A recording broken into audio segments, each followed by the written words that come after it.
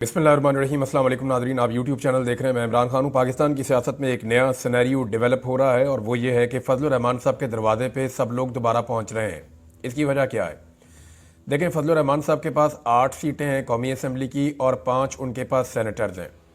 फैसल वाडा फजलुर रहमान साहब के दरवाजे पर पहुँचे और सुनने में आ रहा है कि अभी कुछ और लोग भी पहुँचेंगे, जबकि पाकिस्तान पीपल्स पार्टी की जानिब से बिलावल जरदारी ने भी मुलाकात की फजलुर रहमान साहब से। ये दोनों लोग, बिलावल और फैसल वाडा, दोनों इस्टेब्लिशमेंट के दो बड़े अहम मोहरे हैं और इस्टेब्लिशमेंट का बयानिया इनके ज़ुबान पे होता है। जो इस्टेब्लिशमेंट चाहती है उसके मुताबिक ये चल रहे हैं। गुज़िश्ता चंद दिनों से PMLN ने कुछ ऐसे काम किए हैं कि उन्होंने मलबा उठाकर इस्टेब्लिशमेंट पे डालने की कोशिश की है। यानी जो कुछ भी डी चौक में हुआ, PMLN ने या उनके बहुत करीबी सहाफ़ियों ने जानबूझकर ये खबरें पहले से दी कि रेंजर्स ने सर फाड़ दिए हैं, इतने बंदे मार दिए हैं, या पैरामिलिट्री फोर्सेस ने ये काम किया और वो काम किया और उन्होंने गाड़ियां भी तोड़ दी। उन्होंने सारा इल्ज़ाम उठाकर मिलिट्री एस्टेब्लिशमेंट के ऊपर डाल दिया कि ये उनका फैसला है और बाकायदा इसको ग्लोरीफाई किया गया। शहबाज शरीफ साहब ने भी ये काम किया, वज़ीर आज़म ने, और आर्मी चीफ की तारीफ़ की जो कुछ डी चौक में हुआ। अब डी चौक में जो हुआ उसको सारी दुनिया एक सानहे के तौर पर ले रही है। एक तरफ सारी दुनिया कह रही है कि डी चौक में जो हुआ वो सानहा है, दूसरी जानिब हुकूमत ये कह रही है कि डी चौक में जो हुआ वो बहुत अच्छा हुआ और वो मिलिट्री एस्टेब्लिशमेंट ने किया और वो आर्मी चीफ की उसको लेकर तारीफ कर रहे हैं। अब ऐसा क्या है जो फजलुर रहमान साहब के दरवाजे पे सब पहुंचे हैं? एक तो फार्मूला है, वो फार्मूला मैं आपको बता देता हूं कि क्या करने की तैयारियां हो रही हैं, क्योंकि राना सनाउल्लाह भी फजलुर रहमान साहब के दरवाजे पर पहुंच गए और उन्होंने मुलाकात भी की है। ये बहुत इंपॉर्टेंट है। बात खुलेगी जब पाकिस्तान तहरीक इंसाफ का वफ्द जाएगा और जाकर फजलुर रहमान साहब से मुलाकात करेगा। माजी में भी एक ऑप्शन मौजूद थी, वही ऑप्शन मैं आपके सामने दोबारा रखूंगा। लेकिन क्या कोई आईनी तरमीम होने जा रही है? फजलुर रहमान और उनकी जमात ये कहते हैं कि हमारे साथ ज्यादती हुई है। 26वीं आईनी तरमीम में जिन चीज़ों को हमने रोका था उन्हीं चीज़ों के ऊपर बाद में कानून साजी कर ली गई और आईनी तरमीम में इस तरह की एक आईनी बेंच इस तरह का बना दिया गया कि अब उन कानून साजियों को कोई कहीं चैलेंज नहीं कर सकता। यानी आईनी तरमीम के अंदर ऐसी बुनियाद तैयार कर ली गई जिसकी बुनियाद के ऊपर बगैर आईनी तरमीम के जो मर्जी कानून बनाए और उन कवानीन को तहफ़्फ़ुज़ इसलिए मिल जाएगा कि अदालत को कंट्रोल कर लिया गया है। तो ये फजलुर रहमान साहब को बड़ा एतराज़ था और उनकी पार्टी के लोग गाहे बगाहे इस बारे में बात भी करते थे। बहरहाल उनसे मुलाकातें कर रहे हैं वो सियासतदान जो पीपल्स पार्टी और इस्टेब्लिशमेंट के करीब है। और फैसल वाडा ने एक स्टेटमेंट दिया था, इसको ज़रा याद रखिएगा, क्योंकि फैसल वाडा वो चीज़ बोलते हैं जो मिलिट्री एस्टेब्लिशमेंट बोलना चाहती है और वो मिलिट्री एस्टेब्लिशमेंट की मदद से ही अभी तक सरवाइव कर रहे हैं पाकिस्तानी सियासत के मैदान में, और वो अपने मुंह से ये बात कहते हैं कि मैं उन्हीं का आदमी हूं। अब फैसल वाडा साहब ने ये थोड़े दिन पहले नून लीग के ऊपर चढ़ाई करना शुरू कर दी। उन्होंने कहा जी अगर इमरान खान काबिल कबूल नहीं है ना तो फिर नून लीग भी काबिल कबूल नहीं है, ये पाकिस्तान के दुश्मन है, बहुत बुरे हैं। हालांकि इससे पहले नून लीग उनको पसंद थी, उनको अच्छी लग रही थी। फिर यही फैसल वाडा साहब जो हैं इन्होंने जरदारी साहब के साथ, बिलावल के साथ, मौलाना फजलुर रहमान के साथ, बाकी सबके साथ मुलाकातें भी की हैं। तो फिर आप समझ जाएं कि अब खेल क्या है। माजी में एक ऑप्शन इमरान खान साहब के पास पहुंचाया गया था और उन्हें कहा गया था कि पीपल्स पार्टी और फजलुर रहमान साहब के साथ मिलकर PTI इक़्तिदार पे कब्जा कर ले और PMLN को फारिग कर दे और उन्हें अपोजिशन में भेज दे। शहबाज शरीफ से वज़ारत उज़्मा छीन ली जाए एक अदम एतमाद के जरिए से। लेकिन इमरान खान साहब ने कहा कि जनाब पीपल्स पार्टी के साथ बैठने का मतलब ये है कि आप PMLN के साथ बैठ गए, यानी जो PMLN है वही पीपल्स पार्टी है। तो इमरान खान साहब ने ऐसी किसी भी डील से इनकार कर दिया था, लेकिन एक मरतबा फिर ऐसी डील तैयार की जा रही है। देखिए, इस वक्त इमरान खान की मकबूलियत का कोई इलाज नहीं है पाकिस्तान की एस्टेब्लिशमेंट और हुकूमत के पास। एक इलाज सिर्फ यही है कि इमरान खान साहब भी कुछ वैसी ही साजिश करें जैसी साजिश इमरान खान साहब के खिलाफ की गई थी, या किसी ऐसे खेल का हिस्सा बन जाए जिससे ये जो निज़ाम है ये लिजिटिमेट हो जाए, या जो इलेक्शन हुआ है 8 फरवरी 2024 का, वो इलेक्शन जो है उसके ऊपर स्टैंप लग जाएगा, ठीक है ये इलेक्शन सही हुआ है। अब उसका एक तरीका ये है कि इमरान खान साहब किसी तरह हुकूमत का हिस्सा बन जाए या इस हुकूमत को गिराने के अंदर शामिल हो जाए और अगली हुकूमत के अंदर शामिल हो जाए, चाहे वजारतें लें या ना लें। लेकिन इसमें बिलावल वज़ीर आज़म बन सकता है। बिलावल का वालिद पहले ही पाकिस्तान का सदर है, बिलावल को लगता है कि वो इससे वज़ीर आज़म बन सकता है। और दूसरा, क्योंकि बिलावल के बारे में एस्टेब्लिशमेंट बार बार ये वहां से आवाज़ आती है कि he is a good boy, ये अच्छा बच्चा है बिलावल और ये लड़का ठीक है, काम करेगा। और मरियम के बारे में भी ऐसी राय है, she is a good girl, यानी गर्ल तो नहीं है वो, लेकिन उनके बारे में अच्छी राय है एस्टेब्लिशमेंट की। उन्हें लगता है कि ये बहुत वफादारी के साथ और बिल्कुल जैसे वो खुद कहती हैं कि जूते पॉलिश करने का फन, तो उसमें तो मुकाबला चल रहा है बिलावल में और मरियम नवाज में।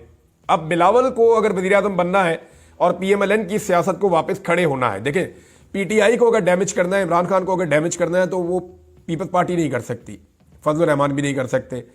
डैमेज करने का एक ही तरीका है, वो ये है कि पीएमएलएन को वापस खड़ा किया जाए, क्योंकि पंजाब के अंदर पीएमएलएन अगर खड़ी हो जाएगी तो पीटीआई फारिग हो जाएगी। अब पंजाब में पीएमएलएन को खड़े होने के लिए विक्टिम कार्ड चाहिए या कोई ऐसी चीज चाहिए कि जनाब हमारे साथ बड़ी ज्यादती हुई, देखो इमरान खान ने फिर साजिश कर दी, हमारी हुकूमत पैसे कमा रही थी, आगे बढ़ रही थी, मईशत ठीक कर रही थी। हालांकि हर चीज का इस वक्त बेड़ा गर्क है, लेकिन आप अगर पीएमएलएन के मुंह से सुने, वो कहते जी मुल्क ठीक होना शुरू हो गया। भाई मुल्क के अंदर महंगाई पहले से ज्यादा है, गुर्बत पहले से ज्यादा है, बेरोजगारी पहले से ज्यादा है, मईशत की तबाही पहले से ज्यादा है, सरमायाकारी पहले से कम है, लॉ एंड ऑर्डर की सिचुएशन पहले से ज्यादा खराब है, लोगों का अदम एतमाद पाकिस्तान के ऊपर ज्यादा है, हुनरमंद लोग जो हैं नौजवान, वो पाकिस्तान छोड़ छोड़कर पहले से ज्यादा बड़ी तादाद में बाहर जा रहे हैं। इन सारी चीजों को आप इकट्ठा करते हैं तो एक बड़ा डिजास्टर है इस वक्त जो पाकिस्तान के साथ हुआ, माशी तौर पर, समाजी तौर पर, कानूनी तौर पर और इखलाकी नुक्ता नजर से भी जो इन लोगों ने किया है। एक बेचैनी है पाकिस्तान में, घुटन है। अब अगर पीएमएलएन का इक्तदार खत्म हो जाता है तो वो एक विक्टिम कार्ड ले लेंगे, जनाब देखें हमारे साथ ज्यादती होगी, हम तो मुल्क ठीक करने वाले थे, और इमरान खान साहब की मकबूलियत नीचे आने का इम्कान पैदा हो जाएगा। लेकिन इसमें इमरान खान साहब को मनाना पड़ेगा।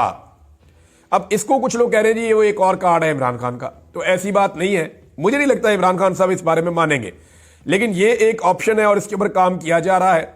और फजलुर रहमान साहब को जाके राणा सनाउल्लाह साहब भी मिले हैं और वो भी ये असेसमेंट करने गए हैं कि अगर ये हो जाए तो कितना अच्छा हो जाए कि पीएमएलएन की हुकूमत गिर जाए। केसेस तो उन्होंने अपने सारे खत्म कर लिए हैं और पीपल्स पार्टी के साथ अगर पीटीआई इक्तदार में आएगी तो वो जो भी करना चाहते हैं वो नहीं कर पाएंगे। यानी वो अगर एनआरओ 2 को खत्म करना चाहते हैं, नहीं कर पाएंगे, पीपल्स पार्टी नहीं होने देगी, वो भी उसके बेनिफिशियरी है। और बहुत सारे काम जो पीटीआई करना चाहती है इक्तदार में आके, उनमें से एक काम भी नहीं कर पाएगी, क्योंकि पाकिस्तान पीपल्स पार्टी, सिर्फ एक फायदा होगा पीटीआई को कि उनके जरा केसेस नरम हो जाएंगे, एक फायदा होगा उनके नाम ईसीएल से निकल जाएंगे, एक फायदा होगा जरा पाकिस्तान में फ्रीली मूव करेंगे, एक फायदा होगा उनके जो है ना वो कैदी वैदी बाहर आ जाएंगे, और इमरान खान साहब भी हो सकता है कि उनके केसेस खत्म हो या वो बाहर आ जाए। लेकिन इसके अलावा पाकिस्तान को इसका कोई फायदा एज सच नहीं होगा। ये चीजें ऐसे ही चलेंगी और ऐसे ही टाइम पूरा होगा, और जब अगला इलेक्शन होगा तो पीएमएलएन दोबारा एक ताकत बन चुकी होगी और दोबारा वो मुकाबले में तगड़े तरीके से आएगी। अच्छा, इसमें इसको यहां रोक लेते हैं। एक और खबर है और वो है जनाब फॉर्मेशन कमांडर कॉन्फ्रेंस हुई है, उसके हवाले से वहां पे जो एलामिया है वो ये कह रहा है कि हुकूमत बेलगाम आजादी इजहार राय की आड़ में जहर उगलने और तकसीम रोकने के लिए सख्त कवानीन बनाए। ये जी पाक फौज का एलामिया आया है। कोर कमांडर कॉन्फ्रेंस में इस्लामाबाद एहतजाज के दौरान पाक फौज की तैनाती पर प्रोपेगेंडा की शदीद अल्फाज में मजम्मत की गई और हुकूमत से मुतालबा किया गया कि बेलगाम गैर इखलाकी आज़ादी इजहार राय की आड़ में जहर उगलने, झूठ और माशरती तकसीम का बीज बोने के खात्मे के लिए सख्त कवानीन और जवाबित बनाकर उन पर अमल दरामद करवाया जाए। अब ये 84वीं फॉर्मेशन कमांडर कॉन्फ्रेंस हुई है जिसमें core commanders, principal staff officers और पाक फौज के तमाम फॉर्मेशन कमांडर्स ने शिरकत की है। अब इसके अंदर जो है ना वो एक दो चीजें मैं आपके सामने रखता हूं। एक तरफ तो ये कहा जा रहा है कि पाक फौज के खिलाफ प्रोपेगेंडा हो रहा है, इवन पाकिस्तान के मुख्तलिफ लोगों की जानिब से और ओवरसीज पाकिस्तानियों की जानिब से और पाकिस्तान के अंदर जो पाकिस्तानी मौजूद है उनकी जानिब से एक कंपेन ये भी लॉन्च की गई है कि फौज के जेर इंतजाम जितने कारोबार चल रहे हैं उनकी जो प्रोडक्ट्स आती हैं उनका भी बाइकआउट कर दिया जाए। और इसके ऊपर मैं देख रहा हूं कि सोशल मीडिया पे बहुत तेजी से ये चीजें हो रही हैं और कुछ लोग इसकी मजम्मत करने के लिए जब सामने आए तो मुझे अंदाजा हुआ कि इसका इम्पैक्ट या ये मुअस्सर है तहरीक, जिस वजह से इसके खिलाफ कुछ रिटायर फौजी अफसरान बयानात भी दे रहे हैं या वो मैदान में उतरे हैं। अब मामला ये है कि जो सोशल मीडिया के ऊपर एक पाकिस्तान तहरीक इंसाफ से ताल्लुक रखने वाले लोग हैं वो ये कहते हैं कि 26 नवंबर का जो कत्लेआम है उसको वो रेंजर के साथ, पैरामिलिट्री फोर्सेस के साथ और पाक फौज की वहां मौजूदगी के साथ जोड़कर देखते हैं। हालांकि इमरान खान साहब की बहन से जब सवाल किया गया बैनुल अक़वामी मीडिया पे कि आप किसे जिम्मेदार समझती हैं जो 26 नवंबर को कत्लेआम हुआ, तो उसमें उन्होंने 3 लोगों के नाम लिए, जिसमें एक आर्मी चीफ का नाम लिया, एक वजीर दाखिला का नाम लिया और एक वजीर आजम का नाम लिया। तो पाकिस्तान तहरीक इंसाफ की जानिब से या सोशल मीडिया के ऊपर जो सारिफीन है उनकी जानिब से ये बार बार कहा जाता है कि जनाब ये वो जोड़ कर देखते हैं सिक्योरिटी फोर्सेस को, इवन मिलिट्री को, इस सारे या पैरामिलिट्री को इसके साथ, ये जो कुछ भी हुआ 26 नवंबर को। लेकिन वो क्यों जोड़ कर देखते हैं? लेकिन ये सारा एलिगेशन, ये सारा इल्जाम, ये सारा मुद्दा या सारा बोझ इस हुकूमत ने पहले ही उठाकर फौज के खाते में डाल दिया था। आप देखें ना शहबाज शरीफ का स्टेटमेंट, उनके जो सहाफ़ी हैं करीबी उनके स्टेटमेंट्स, फिर उनका सेलिब्रेट करना कि जैसे फौज आ गई अब वो मारेंगे, फिर उनका ये कहना कि देखते ही गोली मार दी जाएगी, फौज को बुला लिया गया है और सब लोग समझ जाए, इस किस्म की जो बातें की गई। तो ये मामला वहां से शुरू हुआ। अगर इसको ठीक करना है तो वो सबसे पहले वो बंदे गिरफ्तार किए जाएं जिन्होंने इस प्रोपेगेंडा के ऊपर सबसे पहले काम शुरू किया था। एक और चीज है नाजरीन, इमरान खान साहब पर फर्द जुर्म आयद कर दी गई है और 119 दीगर मुल्जिमान के साथ ये फर्द जुर्म आयद हुई है GHQ हमला केस के अंदर। अब इसकी तफसीलात में आपको क्या जाऊँ, आपको सारा आइडिया है। इमरान खान साहब तो 9 मई वाले दिन गिरफ्तार थे, उसके बाद ये सारा कुछ हुआ पाकिस्तान में। अब जब फर्द जुर्म आयद की गई तो जब रहनुमा बाहर निकल रहे थे तो उनमें से 4 लोगों को गिरफ्तार कर लिया गया और बाकी और भी बहुत सारे हैं, लेकिन 4 अहम लोग हैं। उमर अयूब साहब को गिरफ्तार किया गया, अपोजिशन लीडर। राजा बशारत साबिक सूबाई वजीर है, उनको गिरफ्तार किया गया। अहमद चट्ठा MNA, उनको गिरफ्तार किया गया। अजीमुद्दीन इमरान खान साहब के स्टाफ के अहम मेंबर हैं, उनको भी गिरफ्तार किया गया। अच्छा, इन लोगों के पास जो है वो ओमनी बेल मौजूद थी पेशावर हाई कोर्ट की, यानी इन्हें किसी भी नामालूम मुकदमे में गिरफ्तार नहीं किया जा सकता और ज्यादातर मुकदमात में इनके पास जमानतें थीं। अब इस हवाले से जो है वो पाकिस्तान तहरीक इंसाफ ने बहुत शोर मचाया, लेकिन अब जब मैं ये वीलॉग रिकॉर्ड कर रहा हूं तो अब तक की इतला के मुताबिक ये लोग पुलिस की हिरासत में है, इन्हें गिरफ्तार कर लिया गया दीगर बहुत सारे लोगों के साथ। इमरान खान साहब को आज क्योंकि बहुत सारे लोग आए थे, 119 लोगों के ऊपर फर्द जुर्म आयद हुई थी, तो जरताज गुल वजीर साहबा भी थी और बहुत सारे और रहनुमा थे, मुसर्रत जमशेद चीमा साहबा भी थी और ये सारे जिनके मैंने नाम लिए ये भी थे और इनके अलावा और लोग भी थे। अब जब ये सब लोग वहां पे गए तो इनकी इमरान खान साहब से मुलाकात भी हुई। 70-80 लोगों को मौका मिला इमरान खान साहब को देखने का, उनसे बात करने का। तो मैंने उनमें से चंद लोगों से बात की तो वो तो बड़े जज्बे में आ गए, यानी वो ये कह रहे हैं कि हमने इमरान खान को देखा, उनकी बॉडी लैंग्वेज को देखा, उनकी आवाज़ और उनकी बात सुनी तो हमें समझ आई कि हमारा लीडर पूरी ताकत के साथ और शिद्दत के साथ खड़ा है। अगर हमें कहीं पे कोई मायूसी थी या किसी जगह पे हम थोड़ा सा बैकफुट पे हो रहे थे तो अब हम नहीं होंगे। यानी हमें इमरान खान से मिलने के बाद एक नई एनर्जी और एक नई ताकत मिली है। ये पाकिस्तान तहरीक इंसाफ के वो लोग जो इमरान खान साहब से मिले हैं उन्होंने बाहर आकर बताया। जरताज गुल वजीर साहब ने तो आगे स्टेटमेंट भी दिया कि इमरान खान साहब बहुत दुखी और रंजीदा हैं जो भी 26 नवंबर की रात कत्लेआम हुआ, और वो कारकुनों को कह रहे हैं कि आप हौसला ना हारें, हिम्मत जमा रखें, मैं जल्दी एक नया लायामल दूंगा। अब इमरान खान साहब के आखिरी कार्ड को लेकर सब लोग ये स्टेटमेंट दे रहे हैं, वो आखिरी कार्ड क्या है। लेकिन उससे पहले एक और डेवलपमेंट हुई पाकिस्तान तहरीक इंसाफ की। इमरान खान साहब ने कमेटी तब्दील की है जनाब मुज़ाकरात के हवाले से, यानी अगर हुकूमत के साथ मुज़ाकरात होंगे तो उसके लिए एक डेडलाइन दे दी गई है और बैरिस्टर गोहर को पार्टी के उमूर तय करने के इख्तियारात वापस ले लिए गए हैं, यानी ये जो मामलात हैं उनसे वापस लिए गए हैं खासतौर पर मुज़ाकरात के हवाले से। इमरान खान ने अडियाला जेल में उमर अयूब को सियासी हिकमत अमली तय करने और सियासी फैसले करने का इख्तियार दे दिया है। दूसरी जानिब हुकूमत से मुज़ाकरात के लिए कमेटी कायम कर दी गई है, जबकि मुतालबात की मंजूरी के लिए हुकूमत को 12 दिसंबर की डेडलाइन दी गई है। डेडलाइन का मतलब आप समझते हैं कि 12 दिसंबर के बाद अगर हुकूमत मुज़ाकरात नहीं करती और मामलात को किसी नहज पर नहीं ले जाती तो उसके बाद पाकिस्तान तहरीक इंसाफ अगली हिकमत अमली के तहत हुकूमत के खिलाफ दोबारा से एहतजाज कर सकती है या कोई और तहरीक शुरू कर सकती है या कोई और मामला नया खड़ा कर सकती है। अच्छा, अडियाला जेल में इमरान खान से शेख रशीद की भी मुलाकात हुई, फवाद चौधरी साहब की भी मुलाकात हुई, शाह महमूद कुरैशी थे, उमर अयूब थे और दीगर लोग थे, उन सब ने मुलाकात की। इमरान खान ने शेख रशीद को गले लगाया, उनको प्यार किया और उन्होंने कहा कि शेख हम इकट्ठे हैं। तो शेख रशीद अहमद साहब के लिए जो है वो बड़ी उनकी कुर्बानियों का इमरान खान साहब ने उनकी तारीफ़ की, जैसे उन्होंने तारीफ़ की थी परवेज़ इलाही की कुर्बानियों की। लेकिन परवेज़ इलाही साहब की हालत बहुत ख़राब है, वो अभी खुलकर सियासत नहीं कर पा रहे और उनकी मेडिकल रीजंस हैं उनकी फैमिली के मुताबिक, तो अल्लाह करेगा वो ठीक हो जाएंगे। परवेज़ इलाही साहब हिम्मत वाले आदमी, उन्होंने बड़ी मुश्किल जेल काटी है। मैं जब जेल में था तो मैंने वहाँ लोगों से पूछा तो उन्होंने बताया कि परवेज़ इलाही ने बड़ी मुश्किल जेल काटी और बड़ी तकालीफ बर्दाश्त की हैं। ज़ख्मी होने के बावजूद वो बड़े दिल के साथ जेल में रहे हैं। 12 दिसंबर को पेशावर में इमरान खान साहब ने शोहदा मार्च के इनकाद की हदायत की है कि पेशावर में शोहदा के लिए एक मार्च किया जाए और उसमें JUI फेस समेत तमाम अपोजिशन जमातों को दावत दी जाए। और 12 दिसंबर की डेडलाइन दी है जिसमें सानिया 26 नवंबर और 9 मई की जुडिशल तहकीकात करवाने और सियासी कैदियों की रिहाई का अल्टीमेटम दिया गया। अब जो ये मुज़ाकरात करने वाले लोग हैं उनमें भी बैरिस्टर गोर शामिल नहीं है। उमर अयूब है, असद कैसर है, गंडापुर है, सलमान अकरम राजा है और साहबजादा हामिद रजा है। ये बंदे जनाब अब इसके अंदर शामिल होंगे एहतजाज के हवाले से। ये हैं जनाब अब तक की इन चीज़ों में डेवलपमेंट। और कुछ चीज़ें मैं आपके सामने और रख देता हूँ। एक तो जनाब एक स्टेटमेंट आया, और वो स्टेटमेंट ने मेरा दिल ही तोड़ दिया। और ये स्टेटमेंट दिया है बहुत ही निकम्मे, नकट्टू, बेवकूफ़, बुज़दिल, बेगैरत और बेशरम आदमी ने, जो आर्मी चीफ है जनूबी कोरिया का।